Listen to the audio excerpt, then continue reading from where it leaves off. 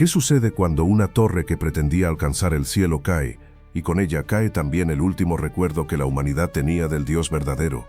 ¿Qué ocurre cuando un mundo entero se extravía en sus propios inventos, en sus ídolos, en sus sombras, y aún así, en medio de ese caos, un niño nace destinado a cambiarlo todo? Esta es la historia del hombre al que Dios llamó desde el polvo de la idolatría para levantar un pueblo, un pacto y una promesa que transformaría la historia de la humanidad para siempre. Mientras el último ladrillo de aquella torre gigantesca se deshacía en polvo y Noé entregaba su último aliento, un niño venía al mundo en el extremo sur de Mesopotamia. Habían transcurrido casi 250 años desde la caída de la gran torre de Babel, y la humanidad ya no hablaba como antes. Las lenguas se habían fragmentado como si cada palabra llevara consigo una sombra. La comunicación se volvió amarga, escuchaban sin entender, hablaban sin comprender, se relacionaban sin reconocer el alma del otro.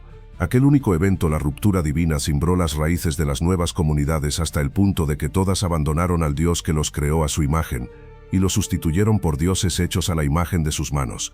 Ahora la adoración se ha reducido a figuras de piedra y madera, ojos que no ven, bocas que no hablan, manos que no tocan.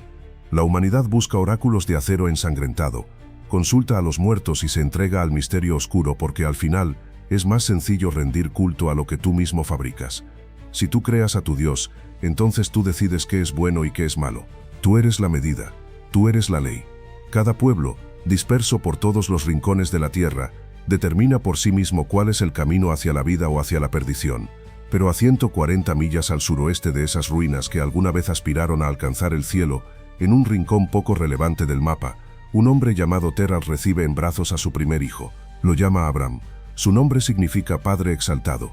Nadie en ese momento lo sabe, pero ese niño, ese llanto recién nacido, esa vida común en una familia pagana marcará el inicio de una historia que cambiará el destino del mundo entero.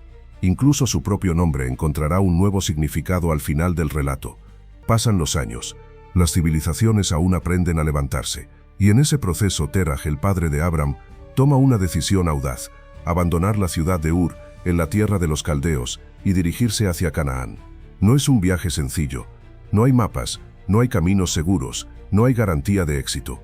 Y sin embargo él sale. Pero en algún punto del trayecto, Terah detiene su marcha y establece su tienda en Harán. Allí permanece, allí envejece, allí se detiene el sueño que él mismo inició. Y es justo en ese punto donde comienza la verdadera historia. Porque mientras está en Harán, Abram recibe un llamado que trasciende todo lo que su padre llegó a alcanzar. Un llamado que no viene de un ídolo ni de un ritual pagano, sino del Dios verdadero que por primera vez en siglos rompe el silencio y se dirige a un hombre. El Señor le dijo a Abram: deja tu tierra, deja a tu familia, deja la casa de tu padre, ve a la tierra que yo te mostraré. Haré de ti una gran nación, te bendeciré. Engrandeceré tu nombre, serás bendición, bendeciré a quienes te bendigan, maldeciré a quienes te desprecien, y todas las familias de la tierra serán bendecidas por medio de ti. Lo sorprendente es esto: los lectores hebreos antiguos siempre entendieron que Abram y su familia eran politeístas. No eran monoteístas, no conocían al Dios único, eran adoradores de muchos dioses. Y aún así, Dios habla, Dios se revela, Dios llama. Justo aquí se revela algo profundo del carácter divino, su misericordia, una misericordia que retiene el juicio que la humanidad merece, una misericordia que no deja que la oscuridad tenga la última palabra, una misericordia que interviene para transformar la historia. Abram se encuentra entonces ante dos caminos: el árbol de la vida o el árbol del conocimiento del bien y del mal, la voz de Dios o la voz de los ídolos, la promesa divina o la ilusión humana de poder. Y es en esa encrucijada donde Abram elige obedecer. Abram obedeció tal como el Señor le había dicho, y Lot lo acompañó. Abram tenía 75 años cuando salió de Harán. Llevó consigo a su esposa Sarai, a su sobrino Lot, todas sus posesiones y a las personas que se habían unido a su familia. Partieron juntos hacia la tierra de Canaán. Al llegar, Abram atravesó la región hasta llegar a Siquem, junto al roble de Moré. Allí, el Señor volvió a aparecerle y le dijo: a tu descendencia daré esta tierra. Entonces Abram levantó un altar no a sus antiguos dioses, sino al Dios vivo que se le había revelado. Desde allí avanzó hacia la región montañosa al oriente de Betel, y colocó su tienda entre Betel, al oeste, y Jai, al este. Allí también construyó otro altar, e invocó el nombre del Señor. Después siguió su recorrido en etapas hacia el Negev, explorando la tierra que Dios había prometido entregar a su descendencia. Y mientras Abram avanza, se encuentra con un descubrimiento inquietante. La tierra a la que Dios lo llamó no es un jardín estable, no es un paraíso listo para usar. El caos primitivo, la sombra del desorden, parece haberse levantado de nuevo sobre ella. Y es allí, en medio del desierto, la aridez y la incertidumbre, donde comenzará la verdadera obra del Dios que transforma, ordena y crea. La tierra comenzó a quebrarse bajo la sombra de una realidad implacable, una hambruna severa que amenazaba con devorar todo lo vivo. Fue en ese escenario donde el viaje de Abram se tornó turbulento, marcado por dudas silenciosas y una ansiedad que crecía como una tormenta en su interior. Había dejado atrás todo lo que conocía para seguir a un Dios cuya voz apenas comenzaba a comprender. Había hecho lo correcto, había apostado su destino a una promesa que no veía, a una palabra que solo había oído una vez. Convencido de que debía salvar a su familia, Abram tomó una decisión que más tarde mostraría sus grietas: huir a Egipto. Abandonó la tierra que Dios le había entregado y condujo a su compañía hacia un reino poderoso y extraño. Pero cuanto más se acercaban a Egipto, más crecía en Abram un temor profundo. Se volvió hacia Sarai, su esposa, y con voz temblante le confesó: «Sé cuán hermosa eres. Cuando los egipcios te vean dirán, esta es su esposa, y me matarán. Por favor, di que eres mi hermana, para que me vaya bien por ti y mi vida sea preservada por causa tuya». Lo que a Abram le parecía una solución prudente era, en realidad, una ventana abierta a su desconfianza. La fe que lo había sostenido al salir de Harán comenzaba a titubear. Y esa vacilación se hizo evidente cuando el faraón vio a Sarai. Los egipcios quedaron cautivados por su belleza y la llevaron al palacio. Creyendo que Abram era solo su hermano, el faraón le otorgó honores y riquezas, tratándolo como a un príncipe. Pero el cielo no permaneció indiferente. Dios vio la injusticia, vio la intención del faraón y actuó. Una serie de plagas severas cayó sobre Egipto como un rugido divino. Algo más allá de la comprensión humana se movía contra el palacio. Cuando el faraón descubrió la verdad, el temor lo atravesó. De inmediato devolvió a Sarai y urgió a Abram a abandonar su tierra. No los echó con ira, sino con un temblor reverente, permitiéndoles partir con abundantes posesiones. Pero la prosperidad traía consigo un nuevo desafío.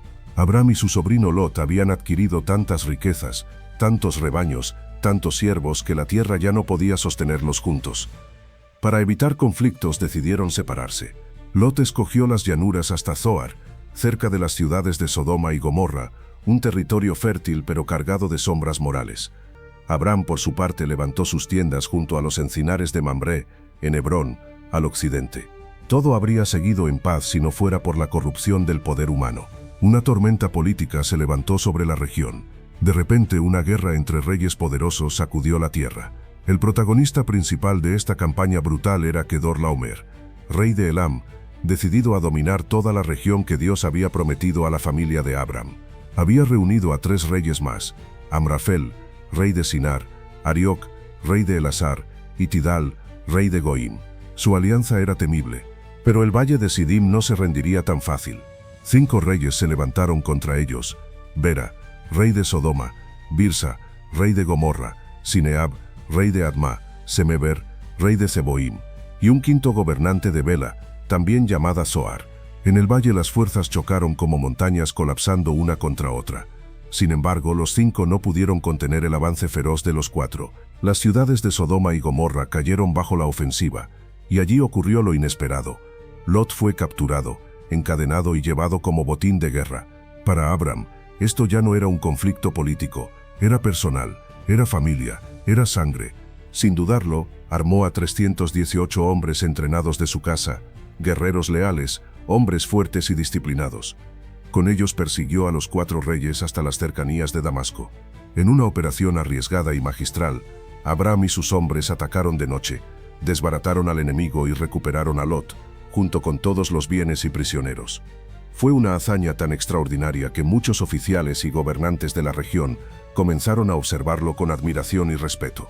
Es en ese punto donde ocurre uno de los encuentros más misteriosos y fascinantes de toda la Biblia. En el valle de Shabé, Abram se encuentra con 2 reyes. El primero es Melquisedec, rey de Salem. Su nombre significa rey de justicia. Salem significa paz. Era, por lo tanto, el rey de la justicia y el rey de la paz. Y las escrituras dicen algo desconcertante sobre él: que no tenía padre ni madre, ni genealogía, que no tenía principio de días ni final de vida, y que fue hecho semejante al Hijo de Dios, permaneciendo como sacerdote para siempre. Melquisedec encarna aquello para lo que Adán fue creado y de lo que se apartó: justicia sin corrupción, autoridad sin violencia, liderazgo sin orgullo.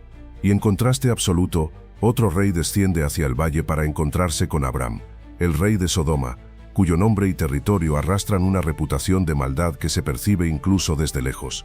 Uno representa la luz, el otro la sombra, y Abram se encuentra entre ambos, en el valle donde se discierne quién gobierna realmente su corazón.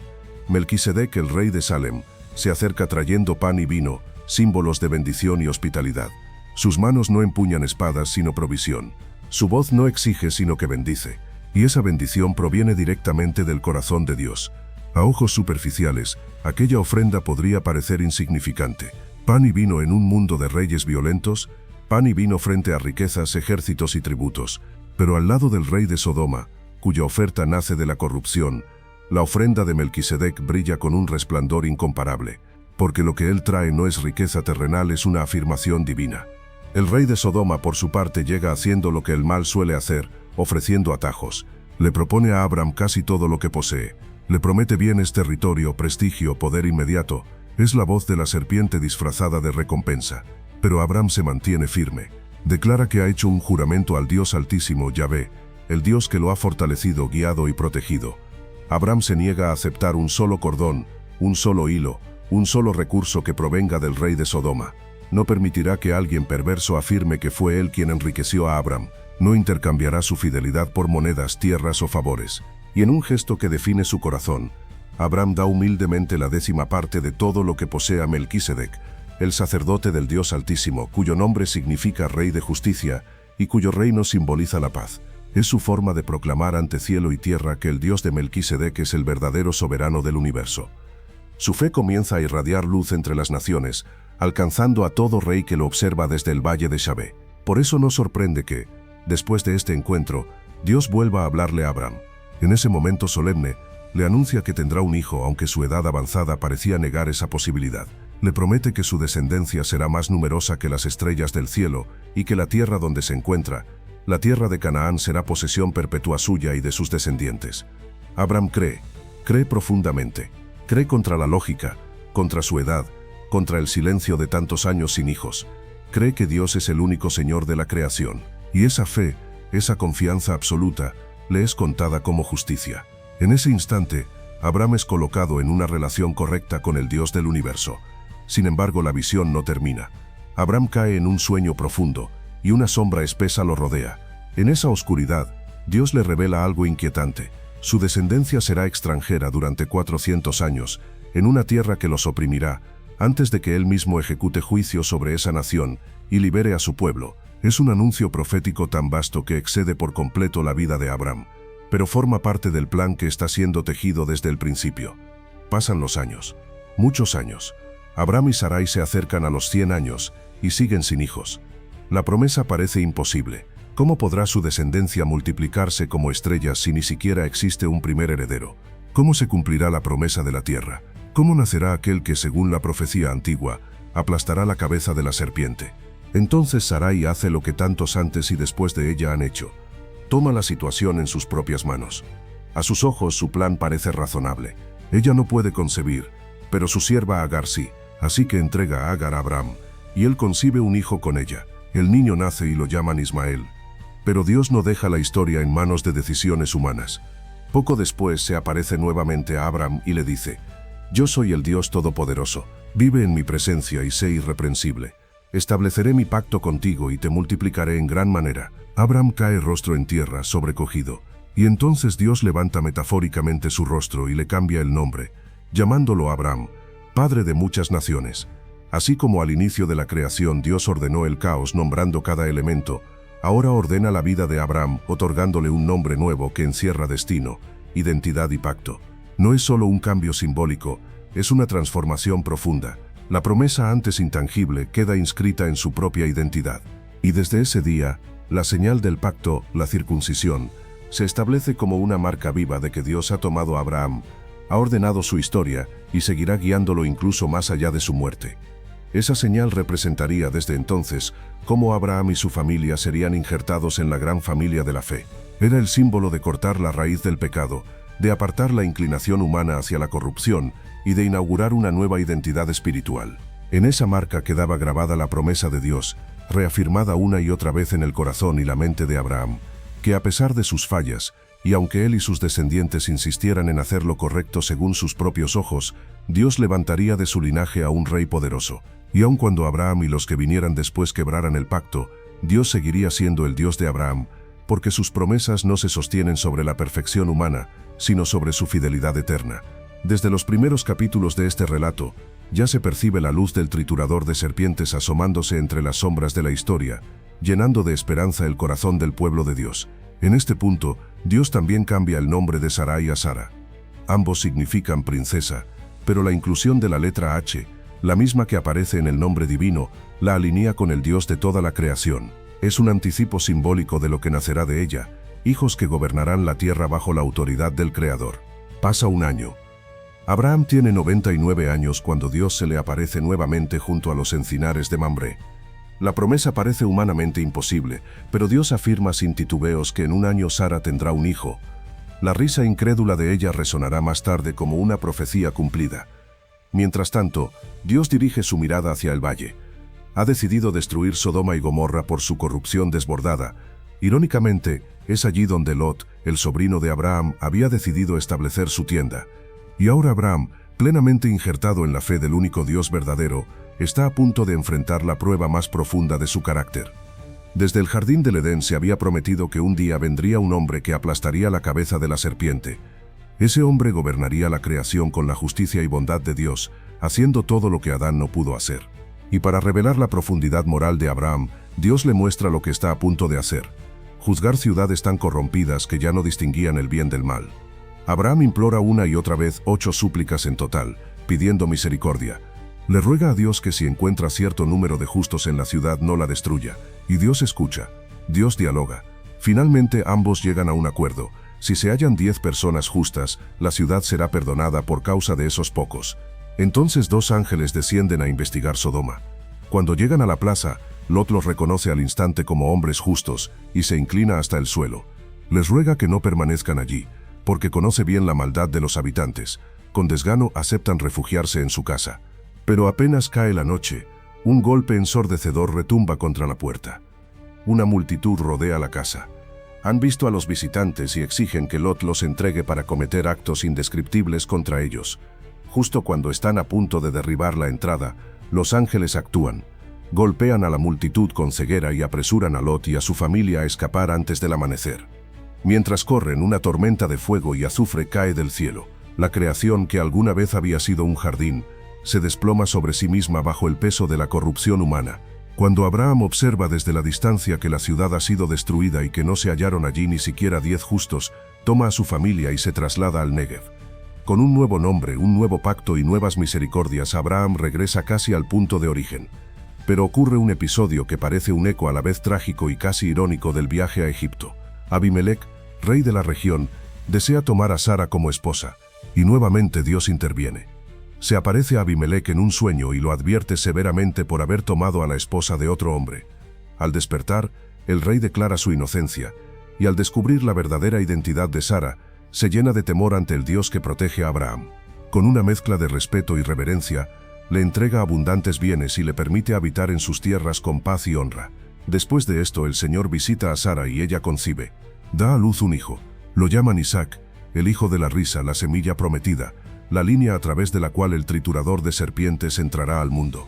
Cuando Isaac llega, el Señor también vela por Agar y por su hijo Ismael. Cuando Sara exige que sean enviados al desierto oriental, Abraham les entrega provisiones, y Dios se encuentra con ellos junto al agua. Allí promete que Ismael crecerá, tendrá larga vida, y llegará a engendrar muchos gobernantes. Con el tiempo, aprendemos que Ismael es el padre de los 12 príncipes de Arabia. Mientras tanto, Abimelec vuelve a encontrarse con Abraham en Berseba. Ha observado el crecimiento extraordinario de su casa y teme que un día superen la fuerza de los filisteos sobre quienes gobierna. Por ello, ambos establecen un pacto de paz para las generaciones futuras. Esa paz trae reposo al hogar de Abraham. Él planta un tamarisco en la tierra y adora al Señor, proclamando que Yahvé es el único Dios eterno de toda la creación. Después de todas estas experiencias, de cada error, cada acto de fe, cada intento de Abraham y Sara por decidir por sí mismos qué era el bien y qué era el mal, llega el momento de la prueba final. La prueba que revelará qué hay realmente en el corazón de Abraham y que al mismo tiempo nos mostrará una imagen anticipada de quién es Dios y de lo que hará en la historia humana. Dios llama a Abraham. «Aquí estoy», responde él. Entonces Dios le dice: «Toma a tu hijo, tu único hijo Isaac, a quien amas, ve a la tierra de Moría y ofrécelo allí como holocausto en uno de los montes que yo te mostraré». Abraham no discute, no negocia, no suplica. Al amanecer se levanta, ensilla su asno, toma consigo a 2 criados y a Isaac, corta la leña para el sacrificio y parte hacia el lugar indicado. Después de 3 días de camino alza la vista y distingue la montaña a la distancia. Entonces les dice a sus criados: «Quédense aquí con el asno, el muchacho y yo subiremos a adorar y luego volveremos con ustedes». Abraham coloca la leña del holocausto sobre los hombros de Isaac. La imagen es poderosa, el hijo cargando la madera del sacrificio hacia el monte que siglos después sería conocido por otro nombre. En arameo ese lugar sería llamado Gólgota, el lugar de la calavera. Nadie en ese momento podía saberlo, pero la historia estaba escribiéndose en patrones que se repetirían mucho más adelante en una escena aún más grande. Aquí Abraham comete un error profundamente humano. Negoció por la vida de Lot, intercedió por Sodoma, conocía bien la misericordia de Dios, sabía que Dios escucha, sin embargo ante la vida de su propio hijo guarda silencio. No pregunta, no suplica, obedece en silencio, quizá temiendo que la súplica de un padre pudiera contradecir aquello que Dios ya había decidido. Pero el verdadero dilema no está en Abraham, está en la naturaleza de Dios. ¿Fallará la misericordia divina? Si Abraham sacrifica a su hijo, ¿acaso Dios lo condenará? Si lo retiene, ¿acaso Dios lo juzgará por desobediencia? La pregunta detrás de toda esta tensión es una sola. ¿Fallará la misericordia de Dios hacia aquellos a quienes Él llama justos? Abraham coloca a Isaac sobre el altar. El muchacho está atado. El silencio del monte es absoluto. Abraham alza la mano con el cuchillo. La hoja refleja la luz del amanecer. Y justo cuando el golpe está a punto de caer: «Abraham, aquí estoy. No pongas tu mano sobre el niño. No le hagas nada. Ahora sé que temes a Dios por encima de todos los demás». Abraham mira hacia atrás y ve un carnero enredado por los cuernos entre un zarzal. Lo ofrece en lugar de su hijo. Después de aquello, Abraham llama a aquel lugar el Señor proveerá, Yahvé Jireh, y desde entonces se dice: «En el monte del Señor será provisto». Siglos después, el libro de Hebreos explicará que Abraham creyó que Dios era capaz incluso de resucitar a Isaac de entre los muertos. En cierto sentido, eso fue exactamente lo que ocurrió. El hijo regresó de una muerte que parecía inevitable. La vida de Abraham, su riqueza, su hijo y sobre todo su sacrificio, revelan 2 verdades: la entrega absoluta de Abraham a la autoridad divina y la fidelidad inquebrantable de Dios hacia su promesa. Poco después, la historia avanza hacia un momento doloroso. Sara muere a la edad de 127 años. Cuando termina el tiempo de duelo, Abraham compra una tumba amplia y hermosa para enterrarla. Paga 400 piezas de plata a Efrón, quien incluso estaba dispuesto a regalársela. Pero Abraham quiere que quede claro: esa tierra pertenece a su familia por derecho y por promesa. Antes de morir, Abraham toma una segunda esposa llamada Cetura, y juntos tienen varios hijos. Finalmente, a la edad de 175 años, Abraham muere, y sus 2 hijos, Isaac e Ismael, se unen para enterrarlo junto a Sara. Bajo la sombra de esa misma cueva, los hermanos realizan un acto de unidad que refleja la obra del Dios que ambos aprendieron a conocer. Estas historias pueden parecer extrañas a primera vista, pero componen uno de los retratos más profundos sobre el sacrificio y la expiación en toda la Escritura. Cuando Babel cayó y las naciones se dispersaron, los dioses fabricados por los hombres exigían sacrificios terribles, incluso el sacrificio de los hijos. Pero el Dios de Abraham es distinto, completamente distinto.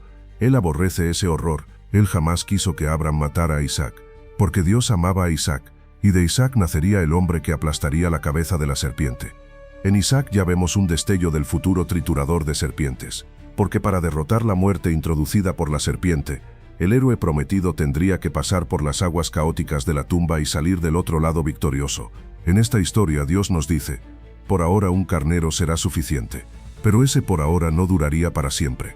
Sabemos que Dios amó a Isaac porque un día enviaría a su propio hijo, a quien ama, para enfrentar la muerte, y el hijo tendría que elegir entre el camino de la vida o el camino del conocimiento del bien y del mal. Ese día no habría carnero sustituto, solo habría un Dios que provee vida eterna entregándose a sí mismo.